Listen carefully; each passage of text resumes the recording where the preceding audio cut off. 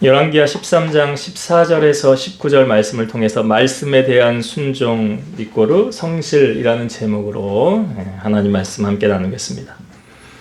하나님은 하나님의 사람을 통해서 하나님의 일을 이루어 가십니다.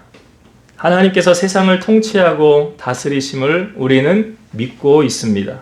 악이 승리하는 것 같이 보이지만 결국은 악이 승리하지 않고 선이 승리한다는 것을 보여주고 있죠. 그래서 성경은 악에게 지지 말고 선으로 악을 이기라 라고 말합니다. 그리고 우리의 싸움이, 우리의 씨름이 혈과 육을 상대하는 것이 아니라고 하죠. 통치자들과 권세들과 이 어둠의 세상 주관자들과 하늘에 있는 악의 영들을 상대하는 싸움이라. 그러니까 우리 싸움이 육의 싸움이 아니라요, 영적 싸움이라는 거예요. 이스라엘의 역대 왕 중에서 가장 악한 왕 하면 여러분 아합 왕을 들 수가 있지요. 예. 아합이요, 원래부터 그렇게 악한 왕이 아니었어요. 처음부터 악한 왕은 아니었습니다. 그런데 아합이 점점 악한 왕이 되어질 수밖에 없었던 이유를 성경은 열왕기상 21장 25절에서 알려주고 있어요. 예로부터 아합과 같이 그 자신을 팔아 여호와 앞에서 악을 행한 자가 없음은 그를 그의 아내 이세벨이 충동하였음이라. 아합이 원래부터 악한 왕 아니었는데요, 아내를 잘못 만났어요. 이세벨. 이세벨은 성경에는 소개하고 있지 않아요. 근데 이제 페니키아 왕 옛 바알의 딸이거든요. 그러니까 아합도 정략 결혼을 한 거예요. 그 위에 있는 페니키아라는 나라의 왕의 딸을 데려다가 결혼을 한 거예요. 결혼한 거죠. 정략 결혼한 거예요. 그래서 이 말 그대로 그 나라 페니키아는 바알을 섬기는 그런 민족이었거든요. 그러니까 아합을 유혹해서 바알 숭배자로 만들고 사마리아에 바알 신전들을 짓게 했고 바알의 단을 만들었고 아세라 여신상도 세웠습니다. 이게 다 이세벨이 들어와서 한 일이에요. 또한 여호와의 선지자들을 박해하며 죽였잖아요. 그러니까 당시 오바댜라는 사람이 여호와를 경외하는 종 아니었습니까? 왕궁 내신. 그런데 이 오바댜가 여호와의 선지자들을 50명씩 굴에 넣어놓고 100명을 섬긴 일이 있잖아요. 아합 왕 밑에 있을 때. 그리고 엘리야가 바알과 아세라 그 850대 1의 싸움 하지 않습니까? 바알과 아세라를 섬기는 그 선지자들 850명하고 아합 1명하고 싸우는데 어떤 싸움이었습니까? 제단을 놓고 불은 임하게 하지 말자. 그리고 우리가 각자 섬기는 신의 이름을 불러서 그 제단에 불로 임하게 하자. 거기에 불로 임하는 신이 참신이다. 그러니까 백성들도 다 동의를 했잖아요. 그리고 그 바알 아세라 섬기는 850명이 그 자기의 신의 이름을 부르면서 그 제단에 불이 임하게 해달라고 가진 방법을 모든 수단을 다 동원해도 불이 임했어요? 안 임했어요? 안 임했죠. 왜 안 임했습니까? 가짜니까. 가짜 신이니까. 그런데 엘리야가 하나님 앞에 기도하고 하나님 불을 내려 주옵소서 했더니 거기에 불로 임했잖아요. 그리고 엘리야가 그 850명을 그 시냇가로 데리고 가서 다 죽입니다. 그러니까 이 이세벨이 자기 선지자들을 엘리야가 죽인 것을 알고 내가 오늘 엘리야 너도 내 선지자들 네가 죽였지? 내가 너도 죽일 거야. 그래서 사람을 풀어서 엘리야를 잡아오라고 그러니까 엘리야가 도망을 가잖아요. 광야로 도망을 가서 그 로뎀나무 아래에 엎드리면서 뭐라고 말합니까? 하나님 이제 내 생명을 거두어 가소서. 하나님 믿는 백성이 이제 나밖에 없는 것 같습니다. 그리고 내가 주를 위하여 일하였는데 지금 내가 당하는 이 고난이 이게 뭡니까? 영광을커녕 이런 고난과 수모를 내가 겪어야 되겠습니까? 그렇게 하나님 앞에 엘리야가 한탄을 하죠. 그리고 나서 잠들었을 때 하나님이 천사를 보내어서 엘리야를 이렇게 주무르고 떡과 물을 주면서 아침 저녁으로 먹이잖아요. 이렇게 회복하게 하시는 거예요. 그러니까 엘리야도 그래서 탈진이 된 거죠. 아마 그 사역에 힘들어서. 근데 하나님이 다시 엘리야를 회복시키잖아요. 그리고 말씀하시기를 이제 내가 너에게 새로운 사명을 줄 것이다 라고 말씀하시고 네가 보기에는 나를 믿는 백성이 너밖에 없는 것 같냐? 아니라는 거예요. 바알에게 입맞추지 아니한 7천인을 내가 따로이 남겨놓았다는 거예요. 이게 하나님의 일하심이죠. 그리고 나서 그 다음부터 엘리야의 사역이 이제 가는 곳마다 뭐 하냐면 사람을 세우는, 선지자의 생도들을 세우는 그런 제2의 사역을 엘리야가 하게 됩니다. 그런데요, 이 엘리야가 이 아합의 집안에 대해서 예언을 해요. 그 다음에 이 이세벨이 그 아합이 자기 옆에 있는 포도원을 갖고 싶은데 나봇이 안 팔았잖아요. 그러니까 거짓 증인을 세워가지고 그 나봇을 죽게 만든 다음에 포도원을 빼앗지 않습니까? 그리고 난 다음에 엘리야가 가서 이제 이세벨에게 예언의 말씀, 하나님의 말씀을 전합니다. 이렇게 말해요. 열왕기상 21장 23절. 이게 이세벨의 결론이거든요. 이세벨에 대하여도 여호와께서 말씀하여 이르시되 개들이 이스라엘 성읍 곁에서 이세벨을 먹을지라. 그러니까 이제 이세벨이 어떻게 되냐면 나중에 그 예후가요, 그 이세벨이 있는 그곳에 들어가서 내게 속한 자들 나에게 오라 그러니까 이세벨 편에 들지 않고 예후 편에 들고 거기 있는 사람들이 이제 예후가 말하기를 저를 창 밖으로 던져라. 그러니까 사람들이 가서 이세벨을 창 밖으로 던집니다. 그래서 떨어져요.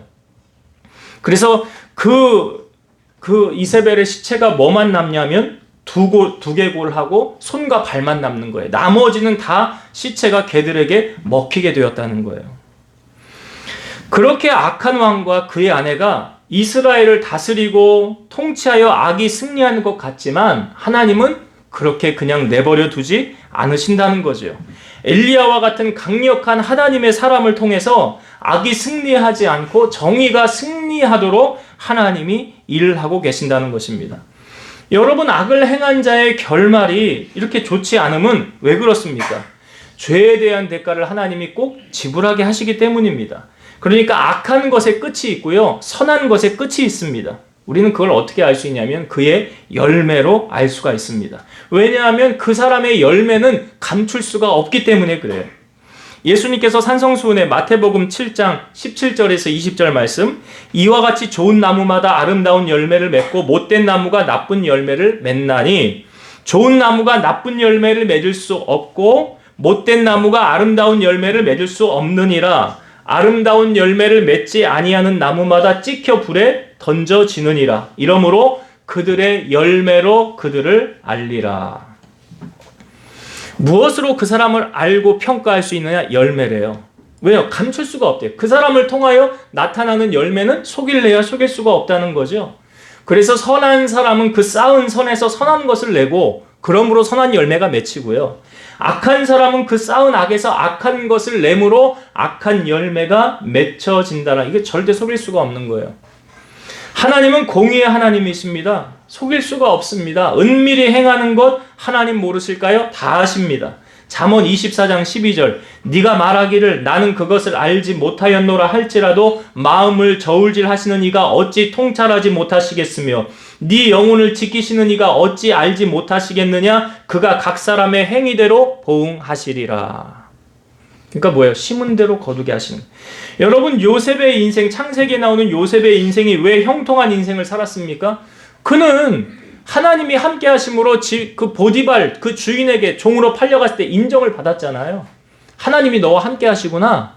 그러니까 내 모든 것을 너에게 맡기리라. 그리고 가정 총무를 하지 않습니까? 그리고 가정 총무를 하는데 보디발의 아내가 유혹을 하잖아요. 나와 동침하자 유혹하지 않습니까? 그때 요셉이 보디발의 아내에게 뭐라고 그래요? 우리 주인이, 보디발이 나에게 하지 못하게 한 거 없습니다. 다 네 마음대로 해도 된다. 근데 한 가지는 못합니다. 그 당신의 아내, 보디발의 아내인 바로 당신입니다. 그러면서 그 다음에 요셉이 유명한 말을 하지 않습니까? 내가 어찌 하나님 앞에 죄를 지으리까. 그러니까 당신하고 나하고 그냥 쿵짝해서 입 맞춰서 사람들 모르게 비밀리에 다 할 수도 있어요. 근데 하나님이 나를 보고 계시기 때문에 나 그렇게 못한다는 거예요. 내가 하나님 앞에 어떻게 그런 죄를 지을 수가 있겠니? 그러니까 요셉의 신앙은 하나님을 목전에 두는 신앙이었다는 거죠. 여러분, 마음만 먹으면 사람은 다 속일 수 있어요. 근데 하나님은요, 못 속이잖아요. 어떤 사람에게 형통이 따라옵니까? 창세기 39장에 보면 요셉이 형통하였더라 여러 번 이야기를 하고 있거든요. 그럼 여러분이 형통은 누구에게 찾아오는 줄 아세요? 어떤 사람에게 형통이 옵니까? 시편 1편 1절에서 3절 말씀. 복 있는 사람은 악인들의 꾀를 따르지 아니하며 죄인들의 길에 서지 아니하며 오만한 자들의 자리에 앉지 아니하고 오직 여호와의 율법을 즐거워하여 그의 율법을 주야로 묵상하는도다. 그는 시냇가에 심은 나무가 철을 따라 열매를 맺으며 그 잎사귀가 마르지 아니함 같으니 그가 하는 모든 일이 다 그래. 여기 나오잖아요. 어떤 사람에게 형통이 임한다고요? 악인의 꾀, 죄인의 길, 오만한 자의 자리는 가지 않는 거예요. 그 다음에 뭐 하래요? 오직 여호와의 율법을 즐거워하여 그 율법을 주야로. 그러니까 묵상한다는 말은 뭐냐면 말씀을 가까이 하고요, 그 말씀대로 사는 거예요. 그러한 사람에게 뭐가 따라온다고요? 형통함이 따라오는 거예요. 여러분 시편 119편의 주제가 말씀이라는 거 아시죠? 시편의 제일 긴 119편. 거기 여러 말씀 가운데 주의 말씀은 나의 고난 중의 위로라. 주의 말씀이 나를 살리셨기 때문이다. 주의 말씀의 맛이 어찌 그리 단지요 내 입에 꿀보다 더 답니다. 주의 말씀은 내 발의 등이요 내 길에 빛입니다. 삼가 말씀에 주의하는 자는 좋은 것을 얻습니다. 청년이 무엇으로 그 행실을 깨끗게 하리이까? 주의 말씀을 따라 삼갈 것이니이다. 그러니까 말씀에 대해서 쭉 나오죠. 요한계시록 1장 3절 이 예언의 말씀을 읽는 자와 듣는 자와 그 가운데 기록한 것을 지키는 자는 복이 있나니 때가 가까움이라. 여기서 말하는 그 복은 무슨 복일까요? 형통의 복 아니에요? 하나님 말씀을 묵상하고 듣고 지키는 사람. 베드로가 밤새 그물을 내려 고기를 잡으려고 했지만 한 마리도 못 잡았죠. 예수님이 오십니다. 그리고 배 위에 올라서 선상 예배를 주님이 인도하시는 거예요. 사실 예배 드릴 기분이에요. 밤새 고기 한 마리도 못 잡았는데 기운은 빠지고 힘이 없죠. 근데 주님이 말씀을 전하신 다음에 이렇게 그 다음에 전하시죠. 깊은 곳에 그물을 내려보아라. 베드로가 말합니다. 우리가 밤새 수고하여 그물 내려 고기 잡으려고 했지만 한 마리도 못 잡았습니다. 그러나 내가 말씀에 의지하여 그물을 내려보겠습니다. 그러니까 주님이 복을 주시는 것도요, 뭐예요? 영적인 하나님의 은혜가 먼저 흘러야 육적인 복이 따라오는 거예요. 예수님이 왜 배 위에서 먼저 말씀을 전하시는지 아시겠지요? 그냥 그런 과정 없이 가서 깊은 데 그물 내려보아라. 그러면 베드로가 당신이 뭔데? 당신은 뭔데 내게 그물 내리려고 합니까? 그런 말 하지 않겠냐고요. 근데 먼저 예배를 드리고 은혜를 받고 난 다음에 말하니까 그 다음에 순종하잖아요. 그러니까 뭐가 먼저예요? 예배의 은혜가 먼저라고요. 세상을 이기는 승리가. 그러니까 예배 이렇게 중요한 거라고요. 그때 베드로가 순종하여 그물을 내린 다음에 많이 2배 가득 채우게 되었죠. 뭐라고 그래요? 주여 나는 죄인입니다. 자기 모습 본 거죠. 은혜가 임하면 자기 모습을 보게 되는 거예요. 주여 나는 죄인입니다. 나를 떠나소서라고 말할 때 두려워하지 말라. 이제 후로는 네가 사람을 취하는 어부가 되리라 하고 베드로가 자기 그물과 그 배와 고기 잡은 거 다 버려두고 바로 주님을 따라가게 되지 않습니까? 그런데 여러분 베드로의 인생을 보면 베드로가 계속 그렇게 잘한 것만 있었느냐? 그렇지 않은 거 우리가 알잖아요. 예수님이 십자가 지기 전에 너희가 다 나를 떠날 것이다. 그랬더니 베드로가 그래요. 다른 사람은 다 떠날지 몰라도 나는 주님을 떠나지 않겠습니다. 주님이 네가 나를 모른다고 닭 울기 전에 3번 부인할 것이니라. 그리고 정말 베드로가 너도 예수와 함께 있었던 사람 아니냐? 하인이 묻고 사람들이 물을 때 저주하면서 맹세하면서 3번 부인하잖아요. 그리고 나는 예수님하고 눈이 마주쳤어요. 그리고 닭이 울었거든요. 근데 그 다음에 베드로가 어떻게 했느냐? 누가복음 22장 61, 62절 주께서 돌이켜 베드로를 보시니 베드로가 주의 말씀 곧 오늘 닭 울기 전에 네가 3번 나를 부인하리라 하심이 생각나서 밖에 나가서 심히 통곡하니라. 그러니까 베드로가 다시 돌이키게 된 건 무엇 때문에 돌이켰대요? 말씀이래잖아요. 주님의 말씀이 생각나서 그 말씀을 붙잡고 다시 베드로가 회복하게 되었다. 예수님의 12제자 가운데 가룟 유다는 예수님을 은 30배 팔았잖아요. 그리고 나서 그는 어떻게 됐습니까? 성경에 보면 그가 그 자기의 정죄됨을 보고 스스로 뉘우쳐 은 30을 도로 갖다 주고 난 다음에 마태복음 27장 4절에서 5절 이르되 내가 무죄한 피를 팔고 죄를 범하였도다 하니 그들이 이르되 그것이 우리에게 무슨 상관이냐 네가 당하라 하거늘 유다가 은을 성소에 던져놓고 물러가서 스스로 목매어 죽은지라. 왜 가룟 유다는 이런 극단적인 선택을 했습니까? 뭐가 없어서 그런 거예요? 말씀이 없어서. 말씀이 없어서. 그러니까 베드로와 가룟 유다의 차이는 뭐예요? 말씀이 있는 사람과 말씀이 없는 사람. 잠언 24장 16절 대저 의인은 7번 넘어질지라도 다시 일어나려니와 악인은 재앙으로 말미암아 엎드려지느니라. 그러니까 다시 일어나는 사람은 말씀을 붙잡고 일어나는 사람. 그래서 성경에 심지가 견고한 자는 평강하고 평강하도록 지키신다. 심지가 견고하려면 뭘? 말씀을 붙잡는 사람. 히브리서 4장 12절 하나님의 말씀은 살아있고 활력이 있어 좌우에 날선 어떤 검보다도 예리하여 혼과 영과 및 관절과 골수를 찔러 쪼개기까지 하며 또 마음의 생각과 뜻을 판단하나니. 그러니까 하나님의 말씀이 있는 사람은요, 소망이 있는 거예요. 베드로가 사도행전에 보면 야고보가 순교를 당하고 참수형 목이 달려 죽은 다음에 베드로도 옥에 갇혀 있었잖아요. 근데 우리는 베드로가 옥에서 뭐 했는지 아시죠? 뭐 했죠? 자고 있었잖아요. 아니 내일이면 죽을지 모르는 사람이 잠이 와요? 그 순간 잠이 오냐고요. 근데 베드로는 단잠을 자고 있었어요. 어떻게 단잠을 잘 수 있었을까요? 왜요? 말씀을 붙잡았기 때문에. 왜? 요한복음 마지막 장에 보면 예수님이 베드로에게 말씀하시잖아요. 네가 젊었을 때는 스스로 띠띠고 원하는 곳으로 다녔거니와 늙어서는 남이 내게 띠띠우리니 원하지 아니하는 곳으로 데려가리라. 그러니까 뭐예요? 베드로가 지금 감옥에 있지만 난 주님 말씀 믿거든. 지금 주님이 날 데려갈 때가 아니거든. 그러니까 나 평안하게 그냥 여기서 그냥 좀 잠 좀 자고 있다가 나가야 되겠다. 정말 천사가 와서 베드로 옆구리를 쳐서 깨우지 않습니까? 그리고 첫째 파수, 둘째 파수, 셋째 파수까지 다 열려서 베드로가 이거 환상 아니야 그러잖아요. 그러니까 여러분 말씀을 의지하고 붙잡는 사람은 요동함이 없어요. 세상이 끝이라고 말할지 몰라도 말씀을 붙잡는 사람은 하나님이 끝이라고 하기 전에는 끝이 아니라는 거죠. 그러니까 우리 끝이 하나님 시작될 수 있는 거예요. 사가랴와 엘리사벳이 있었죠. 세례 요한의 부모님. 이 사람들을 성경에 이렇게 말하죠. 하나님 앞에 의인이요 주의 모든 계명과 규례대로 흠이 없이 행하더라. 이게 쉽게 말하면 뭐냐면 말씀을 붙잡고 말씀대로 살았다는 거예요. 그러면 형통한 인생이 펼쳐져야 될 거 아닙니까? 근데 이 가정에 자녀가 없었어요. 그리고 나이가 많았어요. 사가랴가 제사장인데 제사의 직무를 하려 들어갔는데 하나님의 사자가 향단 우편에 서 있는 거예요. 깜짝 놀라서 무서워서 놀라고 있을 때 천사가 말하죠. 사가랴여 무서워하지 말라. 너의 간구함이 들린지라. 네 아내 엘리사벳이 내게 아들을 낳아 주리니 그 이름을 요한이라 하라. 너도 기뻐하고 즐거워할 것이요 많은 사람도 그가 태어남을 기뻐하리니 이는 그가 주 앞에 큰 자가 되며 포도주나 독한 술을 마시지 아니하며 모태로부터 성령의 충만함을 받아 이스라엘 자손을 주 곧 그들의 하나님께로 많이 돌아오게 하였음이라. 그가 또 엘리야의 심령과 능력으로 주 앞에 먼저 와서 아버지의 마음을 자식에게 거스리는 자를 의인의 슬기에 돌아오게 하고 주를 위하여 세운 백성을 준비하리라. 그러니까 뭐예요? 이제 아들 주겠다는 거죠. 쉽게 말하면. 너 아들 달라고 나한테 기도하지 않았냐? 기도했다는 거 알아요. 근데 안 이루어졌거든요. 기도는 했는데. 그러니까 여러분 우리가 기도하고 왜 하나님 안 이루어 주시는 거야? 그때는 하나님의 때에 응답이 되어지는 거예요. 이제 그때가 된 거죠.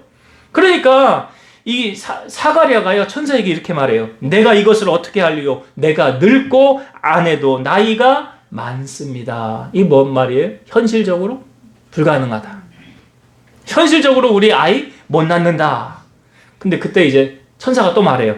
나는 하나님 앞에 서 있는 가브리엘이라 이 좋은 소식을 전하며 내게 말하라고 보내심을 받았노라. 보라, 이 일이 되는 날까지 네가 말 못하는 자가 되어 능히 말을 못하리니 이는 네가 내 말을 믿지 아니함이거니와 때가 이르면 내 말이 이루어지리라. 근데 사가랴가 이제 갑자기 말을 못하는 사람이 된 거예요. 왜? 하나님의 하시는 역사를 신뢰하지 못했다는 거죠. 왜? 현실을 바라보니까. 현실을 바라보니까 아이를 낳을 그런 환경이, 그런 몸이 안 됐다는 거예요. 이미 사라와 똑같이 아마 엘리사벳도 폐경이 다 돼서 아이를 못 낳는 몸이 되지 않았을까. 그런 걸 성경이 말하는 거죠. 그런데 여러분, 이 하나님의 말씀이 지금 선포되어지지 않았습니까? 이 가정에 세례 요한이 태어나잖아요. 그리고 세례 요한이 이제 여자가 낳은 자 중에 세례 요한보다 더 큰 사람이 없다라고 말하잖아요. 솔로몬은 지혜의 왕입니다. 모든 것을 다 누려본 사람 아닙니까? 그가 그의 인생의 말년에 전도서를 쓰면서 이런 말을 하죠. 헛되고 헛되고 헛되니 모든 것이 헛되도다. 이 모든 것을 다 누려본 솔로몬이 하는 말이에요. 금은 보화, 부귀 영화, 높은 자리, 지혜 안 누려본 것이 없는 그가 하는 말이 헛되고 헛되고 헛되니 모든 것이 헛되도다. 그러면서 특별히 전도서는요, 이 말씀의 대상이 청년들을 향하여 많이 말하죠. 전도서 11장 9절 청년이여 네 어린 때를 즐거워하며 네 청년의 날들을 마음에 기뻐하며 마음에 원하는 길들과 내 눈이 보는 대로 행하라. 그러나 하나님이 이 모든 일로 말미암아 너를 심판하실 줄 알라. 이런 거예요. 너 하고 싶은 대로 해. 너 하고 싶은 대로 해. 그런데 이건 알아야 돼. 네가 행한 것에 대한 대가는 분명히 하나님이 지불하게 한다. 그래서 전도서의 결론이 이렇게 되잖아요. 전도서 12장 13, 14절 일의 결국을 다 들었으니 하나님을 경외하고 그의 명령들을 지킬지어다. 이것이 사람의 본분이니라. 하나님은 모든 행위와 모든 은밀한 일을 선악간에 심판하시리라. 아무도 안 보고 있는 것 같지요. 하나님 다 보고 계세요. 그러니까 내가 행한 것에 대해 하나님이 다 그렇게 여기 말하잖아요. 모든 행위와 은밀한 일을 선악간에 심판하신다고. 예레미야 17장 9절과 10절 만물보다 거짓되고 심히 부패한 것은 마음이라. 누가 능히 이를 알리오마는. 나 여호와는 심장을 살피며 폐부를 시험하고 각각 그의 행위와 그의 행실대로 보응하나니. 이게 콩 심은 데 콩 나고 팥 심은 데 팥 난다라는 말을 성경은 이렇게 하고 있는 거예요. 요한복음 5장 29절 선한 일을 행한 자는 생명의 부활로 악한 일을 행한 자는 심판의 부활로 나오리라. 여러분, 우리 하나님은 너무 정확하세요. 우리 마음속에 품은 생각을 다 아십니다. 그리고 행동을 달아보십니다. 그리고 우리가 하는 말을 다 들으시고 입술의 열매를 창조하십니다. 너희 말이 내 귀에 들린 대로 내가 너희에게 행하리라 그러셨잖아요. 엘리야의 뒤를 이어 하나님의 일을 감당하는 사람이 엘리사죠. 그러니까 아까 로뎀나무 밑에 있었을 때 기름을 부어서 너를 대신하여 이제 너의 후계자 엘리사를 찾아가서 그에게 기름을 부어라 할 때 엘리사 농사꾼이었다는 거 아시죠? 근데 엘리야가 왔을 때 바로 그 농사 결이 버리고 날아가지 않습니까? 엘리사가 계속 그 스승 엘리야를 따라다니면서 이제 엘리야가 하늘로 승천한 거 우리 아시죠? 엘리야는 죽음을 보지 않고 하늘로 올라갔어요. 우리가 천국에 가면 다시 다 만나요, 엘리야도. 그때 하늘로 올라가기 전에 엘리야가 자기 제자 엘리사에게 너 구할 것이 있으면 구해봐라. 그때 엘리사가 뭘 구했습니까? 당신의 성령에 하시는 역사가 갑절이나 내게 있기를 원합니다. 그랬더니 이렇게 말해요, 엘리야가. 네가 어려운 것을 구하는구나. 그러나 나를 너에게서 데려가는 것을 네가 보면. 그러니까 엘리야는요, 하나님이 자기를 데려갈 것도 알았다는 거죠. 하늘로 승천할 것도 알았다는 거죠. 나를 너에게서 데려가는 것을 네가 보면 그 너에게 이 말이라. 그 말은 다른 말로 엘리야 옆을 떠나지 말라는 거잖아요. 그 전에도 유혹이 있었잖아요. 제자들이 가는 곳마다 제자들이 엘리사에게 뭐라고 왜 스승을 그렇게 따라다니냐고 그만 따라다니라고 그러지 않습니까? 그러니까 조용히 하고 있으라고 너희는 모르면 빠지라고 그래요. 그러니까 유혹이 그렇게 왔음에도 불구하고 절대 떠나지 않았다는 거죠. 그 곁을. 그래서 하늘에서 불말과 불병거가 와서 엘리야를 태워갈 때 엘리사가 그러죠. 그냥 가면 어떻게 합니까? 그러죠. 그냥 가면 어떻게 합니까? 근데 엘리야가 갈 때 자기 겉옷을 놓고 갔거든요. 근데 그 겉옷으로 전에 엘리야가 요단강을 탁탁 치니까 강이 갈라졌었거든요. 그러니까 엘리사가 그 겉옷을 가지고 요단강을 탁탁 쳐보니까 어떻게 돼요? 강이 갈라지더라. 그때 안 거예요. 아, 하나님의 능력이 나에게 임하였구나라는 것을 그가 알게 됐다는 거예요. 그래서 하나님의 사역을 감당하다가 오늘 본문에는 엘리사의 마지막의 모습을 우리에게 보여주고 있는 거예요. 북왕국 이스라엘 역사에 그 아합이 가장 악한 왕이라고 그랬잖아요. 그 아합 왕을 망하고 그 뒤에 정권을 잡은 사람이 예후거든요. 하나님께서 예후에게 약속한 것이 있는데 예후가 4대를 이어서 왕위의 자리를 계속 지킬 것이다 라고 하나님이 약속을 하십니다. 왜 그 약속을 하셨는지는 제가 다음 주에 그 말씀을 나누려고 그래요. 그래서 예후와 그 아들 여호아스, 그 다음 요아스, 그 다음에 여로보암 2세. 우리가 지금 호세아 말씀 나눌 때 그 왕이 누굽니까? 여로보암 2세예요.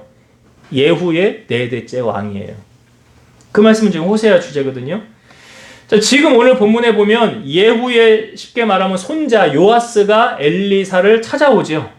엘리사를 찾아옵니다. 근데 엘리사를 찾아갔더니 엘리사가 이제 병들어서 죽게 된 상황이라는 거예요. 여기서 성경은 말할 때 엘리사를 찾아가는 것을 이제 하나님의 사람을 찾아갔다. 이 말은 뭐 우리가 하나님을 찾은 거하고 똑같은 원리로 이해를 하시면 돼요. 하나님을 찾는 거거든요.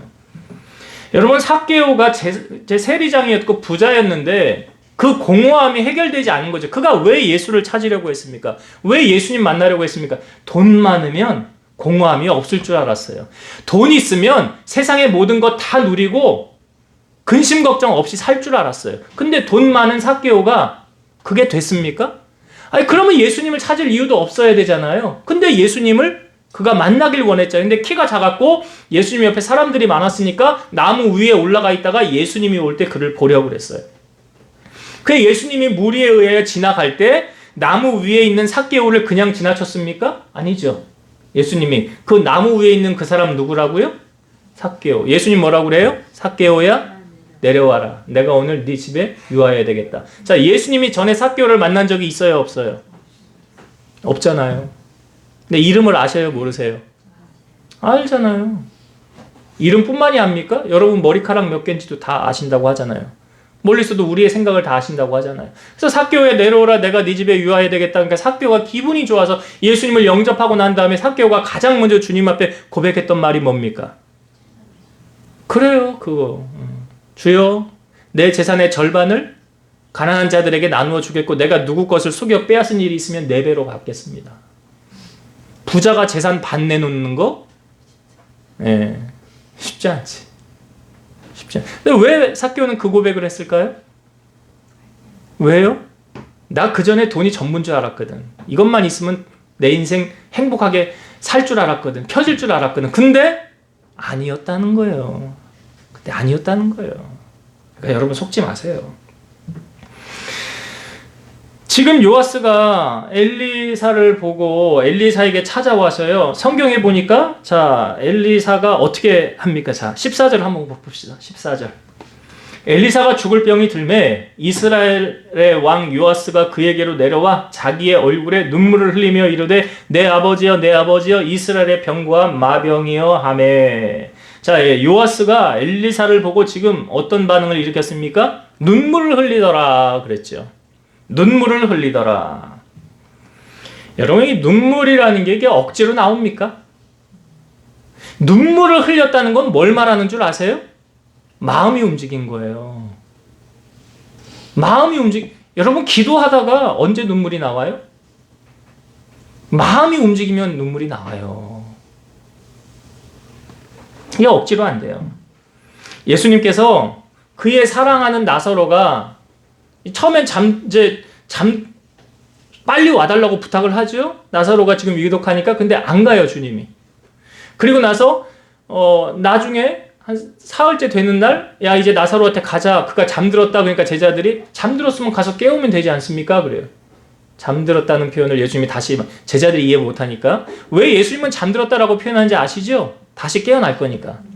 그러니까 제자들에겐 나사로가 죽었다고 말해요. 그래서 나사로가 이제 무덤 앞에 섰을 때 마리아가 그러죠. 주님이 빨리 오셨더라면, 아니면 주님이 여기 계셨더라면 내 오라비가 죽지 않았을 것 아닙니까? 그래요. 그리고 그 주변에 있는 사람들이요, 다 그냥 마음이 동해서 울고 있을 때, 여러분 성경의 구절 가운데 가장 짧지만 한 구절, 요한복음 11장 35절 가장 짧은 구절이거든요. 성경 구절 이 한 구절은 가장 짧아요. 여러분도 한 번만 들으면 외울 수 있어요. 요한복음 11장 35절. 예수께서 눈물을 흘리시더라. 이게 한 구절이에요. 예수께서 눈물을 흘리시더라. 자, 예수님이 지금 울고 계셨다는 거예요. 어디 앞에서? 나사로의 죽은 무덤 앞에서. 왜 예수님이 우셨을까요? 마음이 동한 거잖아요. 예수님의 마음이. 예수님께서 십자가를 지시고요, 골고다에 올라가실 때 구레네 사람 시몬이 와서 예수님의 십자가를 대신 짊어지게 가게 합니다. 근데 그때 예수님을 따르는 여인들이요, 가슴을 치면서 슬피 울며 큰 무리의 여인들이 예수님을 따라옵니다. 그때 예수님께서 그 여인들을 향하여 하셨던 말씀, 누가복음 23장 28절. 예수께서 돌이켜 그들을 향하여 이르시되 예루살렘의 딸들아, 나를 위하여 울지 말고 너희와 너희 자녀를 위하여 울라. 우리는 예수님 때문에 눈물을 흘리기도 하죠. 근데 예수님은 지금 거기에 모여있는 그 사람들을 향하여 뭐라고 말씀하셨어요? 나를 위하여 울지 말고 너희와 너희 자녀를 위하여 울라. 팔복 가운데 마태복음 5장 4절, 애통하는 자는 복이 있나니 그들이 위로를 받을 것이며. 그 위대한 성자 가운데 어거스틴이라는 사람이 있습니다. 이 어거스틴이요, 이 노예 출신의 여자와 동거해서 사생활을 낳아요.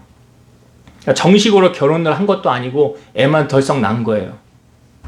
그 떳떳하게 결혼한 여자가 아니라 지각 없이 들뜬 자기의 정욕을 찾아낸 사람, 그 정욕으로 인하여 이제 여자를 만나게 되었고, 그로 말미암아 아들을 낳게 되었는데, 이 아들이 태어나서 한 14년 정도 살다가 죽었어요. 그리고 그 여인과는 15년과의 동거를 하게 되었습니다. 그러니까 이 엄마 속이 어떻겠어요? 그 어머니가 모니카거든요. 모니카가 하나님을 향하여서 기도합니다. 금이나 은이나 혹은 변하고 없어질 재물을 달라고 기도하지 않고 오직 자기 자식의 영혼의 구원을 위해서 눈물을 흘리며 기도했는데, 하나님께서 어떻게 모니카의 기도를 듣지 않으며 그를 돕지 않을 수 있었겠습니까? 또 그렇게 그가 하나님께 흘린 눈물을 하나님이 무시할 수가 있었겠습니까? 눈물의 기도가 있었다는 거예요. 방탕하였던 어거스틴이 위대한 성자가 될 수 있었던 것은 포기하지 않고 눈물로 기도한 그의 어머니 모니카의 기도가 있었기 때문이라는 거죠. 시편 126편 5절과 6절, 눈물을 흘리며 씨를 뿌리는 자는 기쁨으로 거두리로다. 울며 씨를 뿌리러 나가는 자는 반드시 기쁨으로 그 곡식단을 가지고 돌아오리로다. 성경의 역사에 보면 이스라엘이 패망의 순간을 앞두었을 때 하나님께서 이스라엘을 향하여 이런 말씀을 계속하세요. 요엘서 2장 12절, 여호와의 말씀에 너희는 이제라도 금식하며 울며 애통하고 마음을 다하여 내게로 돌아오라 하셨나니. 여러분, 히스기야라는 사람 잘 아시죠? 이사야 선지자가 가서 너는 집을 정리하라, 이제 죽고 살지 못하리라 그래요. 그랬더니 히스기야가 그의 얼굴을 벽으로 향하여서 하나님 앞에 기도하는 내용이 이거예요. 여호와여 구하오니 내가 진실과 전심으로 주 앞에 행하며 주께서 보시기에 선한 것을 기억하옵소서. 하나님을 위하여 일한 거 기억해 달라는 거 아닙니까? 그랬더니 하나님이 이제 이사야가 갈 때 다시 이사야에게 말씀하십니다. 너는 돌아가서 내 백성의 주권자 히스기야에게 이르기를, 왕의 조상 다윗의 하나님 여호와의 말씀이 내가 네 기도를 들었고 네 눈물을 보았노라.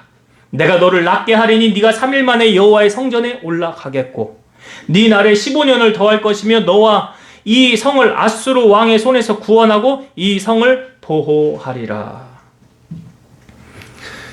여러분, 울 일이 있거든 다른 데 가서 울지 마시고 성전에 와서 우세요.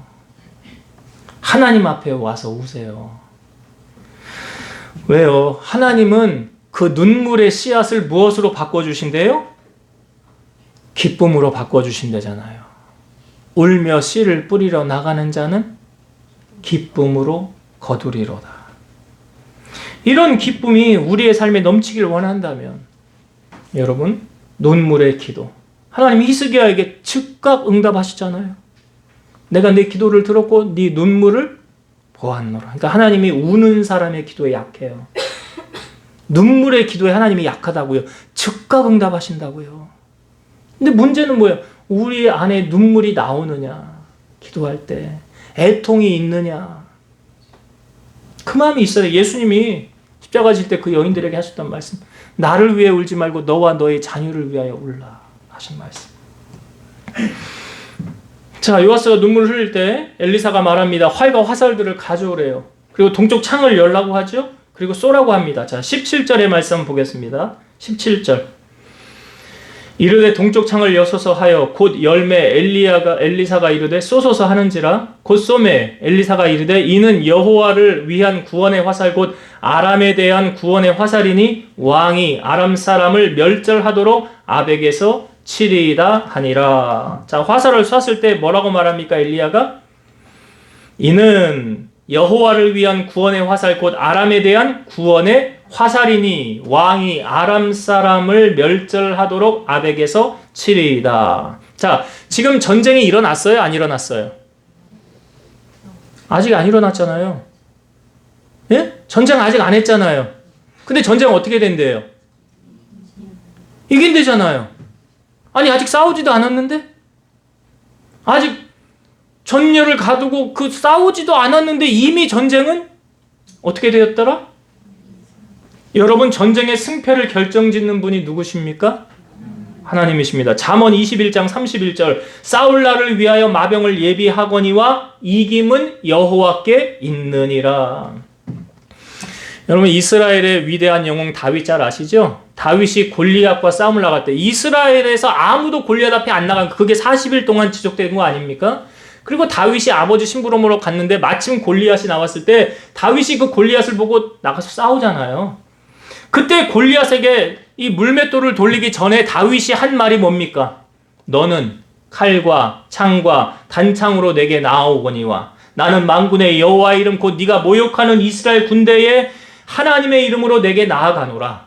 오늘 여호와께서 너를 내 손에 넘기시리니 내가 너를 쳐서 내 목을 베고 블레셋 군대의 시체를 오늘 공중에 새와 땅의 들짐승에게 주어 온 땅으로 이스라엘의 하나님이 계신 줄을 알게 하겠고 또 여호와의 구원하심이 칼과 창에 있지 아니함을 이 무리에게 알게 하리라. 전쟁은 여호와께 속한 것인즉 그가 너희를 우리 손에 넘기시리라. 전쟁은 누구에게 속했다고요? 하나님. 싸우고 지는 이김이 여호와께 있대잖아요. 이김이. 출애굽한 이스라엘 백성들이 아말렉이 쳐들어왔을 때 이 전쟁에서도 여러분 어떻게 했습니까? 모세가 손을 들면 이스라엘이 이기고 손을 내리면 아말렉이 이기더니 모세의 손이 피곤하여 내려올 때 옆에서 아론과 훌이 붙들었더니 그 전쟁에서 이기게 되었더라. 유다의 아사 왕이 있었습니다. 이 구스 사람 세라가 군사 100만 명을 이끌고 병거 300대를 갖고 와서 이 유다를 이제 공략을 침범을 하려고 하는 거예요. 그때 유다는 이제 그 전쟁을 할 수 있는 유다 출신이 30만, 베냐민 출신이 28만, 그러니까 한 50만 좀 넘게 있었던 거죠. 상대는 100만 명이니까 2대1이잖아요. 그러니까 상황이 불리하지 않습니까? 그때 아사가 전쟁을 하기 전에 하나님께 부르짖습니다. 이렇게 기도하죠.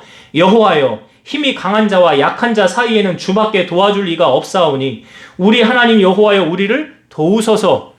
우리가 주를 의지하오며 주의 이름을 의탁하옵고 이 많은 무리를 치러 왔나이다. 여호와여 주는 우리 하나님이시오니 원하건대 사람이 주를 이기지 못하게 하옵소서. 하나님 앞에 의지하며 기도하며 나아갔어요. 역대하 14장 12절 여호와께서 구스 사람들을 아사와 유다 사람들 앞에서 치시니 구스 사람들이 도망하는지라. 성경을 잘 보면 누가 싸우고 있어요? 여호와께서. 하나님이 싸우고 있어요. 하나님이 나가 싸우고 있어요. 여러분, 모든 전쟁은 어느 편이 이기는 줄 아세요? 하나님이 편 들어주는 곳이 이깁니다. 그래서 하나님이 내 편이면 그 전쟁은 싸워하기도 전에 이미 끝난 거예요. 미스바의 성에도 그랬잖아요. 블레셋이 쳐들어올 때 하나님 앞에 온전한 번제를 드리고 기도하며 부르짖었더니 여호와께서 응답하셨더라. 그 다음에 블레셋 지방에 우레를 발하여서 이스라엘 전쟁에서 이기게 하지 않습니까? 시편 146편 5절 야곱의 하나님을 자기의 도움으로 삼으며 여호와 자기 하나님에게 자기의 소망을 두는 자는 복이 있도다. 누구를 도움으로 삼아요? 하나님. 시편 24편 8절 영광의 왕이 누구시냐? 강하고 능한 여호와시요 전쟁에 능한 여호와시로다. 그러니까 여러분, 하나님 붙잡으면 전쟁이 이겨요. 근데 하나님 붙잡지 않고 세상의 권력, 돈 많은 사람들, 높은 자리에 있는 사람들, 그런 사람들에게 잘 보이고 굽신거리고 도와달라고 하면 그 전쟁이 이길 것 같습니까? 집니다. 하나님은 그렇게 일하시는 거예요. 그래서 여러분의 삶에 하나님만이 나의 도움이시고 방패가 되신다는 것을 여러분 고백하고 나는 하나님만을 의지하며 나아가겠습니다 라고 고백한다면 여러분의 삶의 전쟁에서 승리를 경험하게 될 줄로 믿습니다.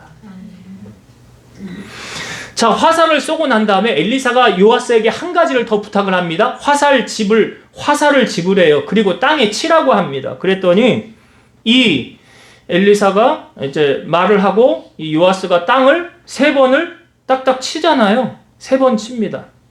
여기서 땅을 친다라는 의미는요, 고대 사람들에게 있어서 화살을 쏜다거나 그것으로 땅을 치는 행위는 전쟁의 선전포고 내지는 전쟁의 승리를 의미하는 것으로 익히 알려져 있다는 거예요. 그러니까 그냥 치라는 의미가 아니라는 거죠. 그런데 요아스가 이 엘리사의 말을 듣고 어떻게 했습니까? 자, 19절을 한번 봅시다. 19절. 하나님의 사람이 노하여 이르되 왕이 6번을 칠 것이니이다. 그리하였다면 왕이 아람을 진멸하기까지 쳤으리이다. 그런즉 이제는 왕이 아람을 3번만 치리이다 하니라. 화살로 이거 몇 번 쳤다고요? 3번 쳤대잖아요. 3번. 근데 엘리사가 요구했던 건 뭐예요? 왕이 화살을 몇 번 치기를 원했대요? 5번. 많이 치기를 원했다는 거예요. 근데 요아스는 3번만 쳤다는 거예요. 제가 성경을 보면서 이런 마음이 왔어요. 요아스는 엘리사가 말하는 것을 듣고 수동적으로 했을까요? 능동적으로 했을까요? 그러니까 시키니까 그냥 마지못해. 왜 이런 거 귀찮게 시키고 그래. 그러니까 자원해서 하는 거하고 여러분 억지로 하는 거하고는 상당히 다른 의미입니다. 그렇죠? 지금 저는 요아스의 모습을 보면서 요아스에게는 성실함이 없구나. 성실함이 없구나. 성실의 반대가 게으름과 나태래잖아요. 아주 게으르고 나태한 사람이구나. 여러분, 하나님은 성실하십니까? 성실하지 않습니까? 성실하시죠? 이걸 성경이 증언하잖아요. 에레미야 3장 23절. 이것들이 아침마다 새로우니 주의 성실하심이 크시도소이다. 제가 예전에 설교할 때 말했는데 하나님의 성실하심이 뭘로 증명이 됩니까? 설교를 여러분 들었으면 대답을 해주셔야 되는데. 그렇죠. 예, 기억하고 계시네요. 여러분, 해가 그냥 뜹니까? 아니에요. 지금도 지구는 계속 움직이고 있어요. 여러분, 자전과 공전을 누가 하고 계십니까? 지구 하루에 한 바퀴씩 돌잖아요. 그래서 낮과 밤이 있는 거 아닙니까? 또 태양기 주위를 1년에 한 번 돌잖아요. 공전이잖아요. 이거 누가 하시는 거예요? 하나님이 하시는 거. 만약 하나님이 일하지 않는다면 지구는 멸절이에요. 멸절. 끝난 거예요. 끝난 거. 여러분, 성실함은요, 하나님의 축복을 받는 그릇과도 같은 거예요. 이 비슷한 원리가 있는데 엘리사 시대에 선지생도가 죽습니다. 그리고 그의 아내가 엘리사를 찾아가요. 그리고 이렇게 말합니다. 나의 남편이 죽었는데 당신의 종, 자기 남편을 말한 거예요. 당신의 종이 여호와를 경외한 줄 당신도 알지 않습니까? 근데 내 남편 죽고요. 이제 내가 빚을 져서 생활을 해왔는데 이 빚을 져준 사람이 너 돈 못 갚으면 네 2 아들을 데려다가 내가 종으로 삼을 거야 라고 선전포고했습니다. 어떻게 하면 좋겠습니까? 그러니까 엘리사가 내가 너를 위하여 어떻게 하랴? 네 집에 무엇이 있는지 내게 말하라. 집에 뭐가 있겠어요? 그랬더니 이 여인이 말합니다. 우리 집에는 기름 한 그릇 외에는 아무것도 없나이다. 그랬더니 이렇게 말해요. 엘리사가 너는 밖에 나가서 모든 이웃에게 그릇을 빌리라. 빈 그릇을 빌리되 조금 빌리지 말고 내 2 아들과 함께 들어가서 문을 닫고 그 모든 그릇에 기름을 부어서 차는 대로 옮겨 놓으라. 자, 여러분, 이게 믿어져요? 뭔 말입니까? 빈 그릇 빌려다가 너 집에 기름이 있다며 그걸로 빈 그릇에다 부어. 이 말이잖아요. 믿어지세요? 이렇게 이 빈 그릇에다가 기름을 부으면 그냥 기름 다 한 병 쓰고 남은 없어지면 버리는 거 끝나는 거 아니에요? 그러니까 이게 믿어지냐고요. 뭐 이게 될까 말까 하는 듯이 이거 뭐 믿자야 본전이니까 믿져야 본전이니까 두 아들하고 함께 그릇을 빌려왔어요. 그리고 와서 그 어머니가 안에서 방에서 문을 닫고 이제 기름을 붓는 거 이렇게 보니까 되네? 기름 또 붓고, 야, 그릇 줘라. 또 붓고, 야, 그릇 줘라. 또 붓고 하다가, 야, 그릇 더 줘라. 그랬더니 아들이 밖에서, 그릇 이제 없는데요. 그릇 이제 없는데요. 그랬더니 기름이 그쳤더라. 저는 성경을 보면서 너무 안타까웠어요. 뭐가 안타까웠느냐? 야, 빈 그릇 빌려달라면 안 빌려주냐? 옆집 가서 나 빈 그릇 좀 빌려주세요. 그럼 안 빌려줘요? 빈 그릇? 그러면 온 동네에 사방팔방 다 다니면서 빈 그릇 집안에 가득 찰 정도로 빌려왔어야지요. 그렇지 않아요? 근데 성경을 보니까 그렇게 안 했네. 그렇게 안 했잖아요. 야, 그릇 더 가져와. 이거 없는데요? 기름이 그쳤어요. 이거 얼마나 안타까워요. 만약에 그렇게 될 줄 알았다면 온 사방팔방 있는 온 그릇을 다 빌려왔어야지. 빈 그릇 빌려달라면 빌려주죠. 왜 안 빌려주겠습니까? 여러분, 하나님은요, 우리에게 복을 주실 때 성실함을 보시고 복을 주십니다. 이 빈 그릇 빌려오는 것도 사실은 성실함이잖아요. 제가 오늘 제목을 이렇게 붙였잖아요. 말씀에 대한 순종, 니꼬르, 성실, 이렇게 붙였어요. 제목이에요, 이게. 제가 질문 한번 드려볼게요, 여러분. 질문 드려볼게요. 여러분들이 그냥 대답해 보세요. 자, 나보다 더 잘하는 사람 없지요? 하나님 말고. 자, 그러면 가정이에요. 내가 하나님이에요. 여러분이 하나님이에요. 자, 여러분이 하나님이라고 가정하고 나에게 말하는 거예요. 너 같으면 저 사람에게 복을 주겠냐? 라고 질문해 보세요. 내가 나에게 하는 말이에요. 내가 하나님이요. 내가 하나님인데 나에게 말하는 거예요. 너 같으면 너에게 복 주겠냐? 객관적으로 보는 거예요. 하나님의 시각으로 나를 볼 때 나는 복을 받을 자격이 충분히 되는구나. 제가요, 여러분들을 위해 기도할 때 가끔 이렇게 기도합니다.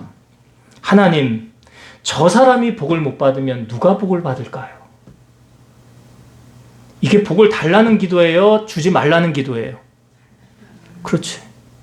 그럼 여러분이 복을 받을 그런 그릇의 자격이 되느냐? 라는 걸 먼저 점검을 해보셔야 돼. 내가 하나님이요. 그리고 나를 볼 때, 하나님, 나 정도면 복을 주셔도 되잖아요. 아니, 내가 복을 못 받으면 누가 복을 받습니까? 하나님 앞에 이렇게 여러분 기도할 그럴 자신이 있으세요? 그렇게 기도하셔야 되잖아요. 예? 그렇게 기도 안 하세요? 하나님, 내가 복을 받아야지요. 나 이렇게 지금 하나님을 위해서 충성, 열심, 봉사, 헌신하지 않습니까? 근데 하나님 잠잠하면 어떻게 합니까? 이런 사람과 복은 달라고는 하는데 성실함이 없어. 맨날 약속도 안 지켜. 말씀대로 살지도 않아. 내가 하고 싶으면 하고 하기 싫으면 안 해. 그러면서 하나님 앞에 하나님 나 복을 주세요. 그러면 하나님이 뭐라고 그럴까요? 넌 나하고 약속을 안 지키잖아. 너 어떻게 입이 열렸으면 좀 그렇게 말을 할 수가 있니? 그러니까 여러분 자신을 누가 가장 잘 알아요? 내가. 그러니까 내가 하나님의 입장에서 하나님 나 복 안 주시면 안 돼요. 라고 말할 그럴 신앙이 있어야 되는 거잖아요. 그런 마음이 있어야 되잖아요. 시편 119편 122절 주의 종을 보증하사 복을 얻게 하시고 교만한 자들이 나를 박해하지 못하게 하소서. 그러니까 여러분, 제가 여러분을 위해 기도할 때 제가 보증서는 거라고요. 하나님 앞에. 하나님, 저 사람 꼭 복을 주셔야 돼요. 근데 하나님이 나한테 쟤는 자기만을 위해서 일하고 나를 위해서는 아무것도 하지 않는데 내가 어떻게 복을 주냐. 그렇게 하나님이 나에게 말씀하시면 내가 뭐라고 그래? 내가 할 말이 없잖아. 그럼 하나님 앞에. 그래도 하나님 복 주셔야 되는데요. 그럽니까?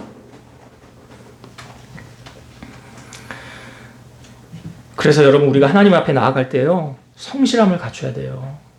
이 성실함의 그릇을 내가 갖추고 나서 그릇을 준비한 다음에 하나님 내게 복 안 주시면 안 되잖아요. 내가 이렇게 하는데. 여러분이 하나님 앞에 신실하고 정직하고 정말 성실하게 행한다면 하나님이 복을 달라고 하지 않아도 주십니다. 자연히 따라와요, 그건. 근데 뭐예요? 문제는 내가 하나님 앞에 그렇게 하지 않으니까 문제예요. 그러니까 전쟁의 승리도 하나님이 내 편이 되어야 승리하지 않습니까? 근데 하나님이 내 편이 되도록 내가 그렇게 살고 있느냐 말이죠.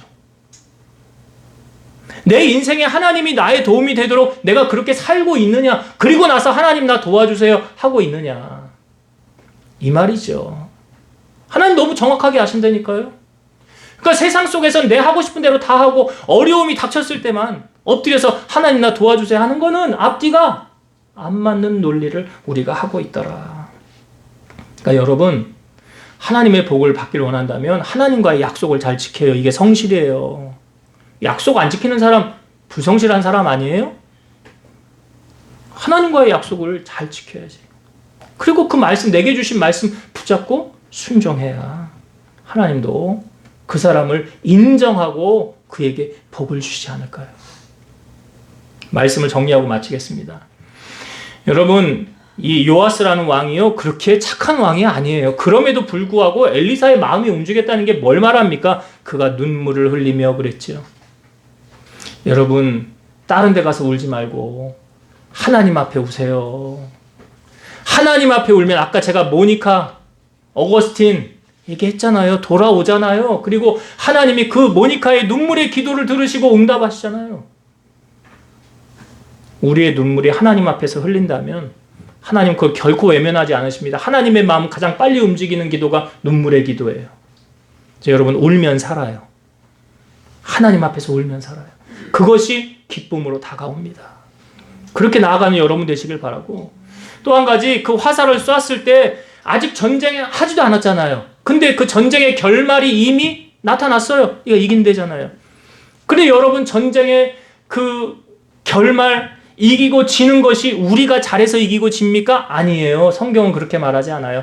하나님이 편 들어주는 곳은 이기고 하나님이 편 들어주지 않으면 지는 거예요. 그러면 내 인생에 하나님이 내 편 되어지도록 우리가 살아가고 있느냐? 여러분이 전쟁에서 승리하길 원한다면 여러분들이 하나님이 기뻐하시는 편을 선택하고 하나님이 원하시는 것을 내가 행하고 있느냐, 중요한 거예요. 그래야 하나님의 도움 받는 거예요. 그리고 마지막, 화살을 3번 치라고, 여러 번 치기를 원했는데 3번밖에 안 쳤잖아요. 이게 뭐예요? 성실함이 없는 거예요. 성실함이 없는 거예요. 그러니까 하나님 앞에 내가 성실의 그릇을 갖추고 그 말씀대로 지키고 순종하고 믿음으로 살아갈 때 그 다음에 뭐가 따라와요? 그래서 내 영혼이 잘 되면 뭐가 잘 되는 거예요? 범사가 잘. 범사만 잘 된다고 하지 말고요.